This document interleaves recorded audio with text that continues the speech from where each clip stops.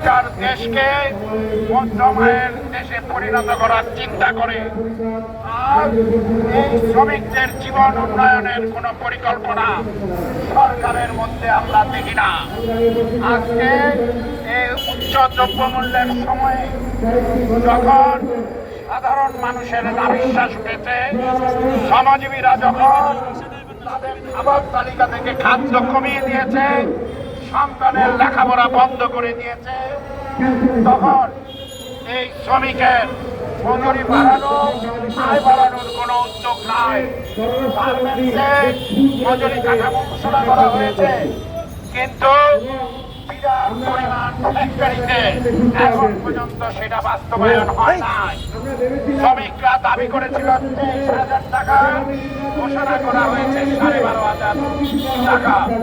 সংগ্রামী বন্ধুগণ, যখনই শ্রমিকের ক্ষেত্র আসে তখনই শ্রমিকদের বঞ্চিত করা হয়। আমরা বলতে চাই, আমাদের দেশে সেনাবাহিনী, বিমান বাহিনী, নৌবাহিনী, র্যাব, পুলিশ বাহিনী, তাদেরকে রেশন দেওয়া হয়। তাদের পরিবারের 1 মাসের পরিমাণে খাদ্য সামগ্রী রেশনের মাধ্যমে তাদেরকে দেওয়া হয়। কত টাকা দামে দেওয়া হয় আপনারা জানেন? সেইটা 1 টাকা কেজি চাল, 1 টাকা কেজি ডাল, 1 টাকা কেজি তেল, এইভাবে তাদেরকে দেওয়া হয়। সংগ্রামী বন্ধুগণ, আর যাদের উৎপাদনে দেশের অর্থনীতির চাকা ঘোরে, তারা রেশন পায় না। তারা যে নগণ্য মজুরি পায়, তাতে তাদের জীবন চলে না। আমরা পরিষ্কার বলতে চাই, বলেছে, এখন আরো স্পষ্ট ভাবে বলতে চাই, আসন্ন বাজেটে শ্রমিকদের রেশন নিশ্চিত করতে হবে এবং আর্মি, পুলিশ, বিজিবিতে যেভাবে রেশন দেওয়া হয় আমাদের শ্রমজীবী ভাইদের সেইভাবে রেশন দিতে হবে। বলতে চাই, শহরে আসে গ্রাম থেকে শ্রমিকেরা, তাদের কাজ করতে হলে তাদের মাথার ঠাই লাগে।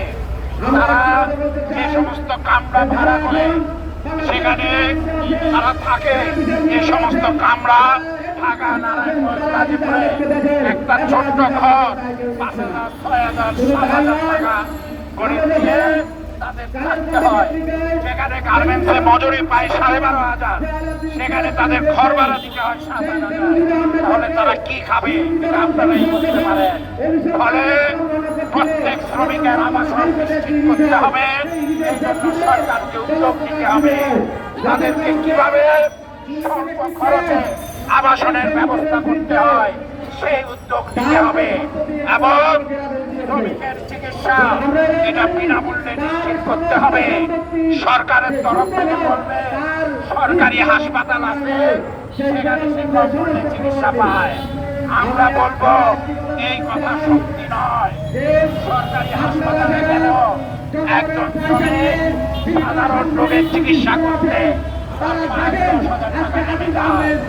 তার ওষুধের দাম, তার পরীক্ষার টাকা, সেটা অনেক দামি। বন্ধুগণ, সেগুলি হাসপাতালে তারা করতে পারে না, হাসপাতালে ব্যবস্থা নাই।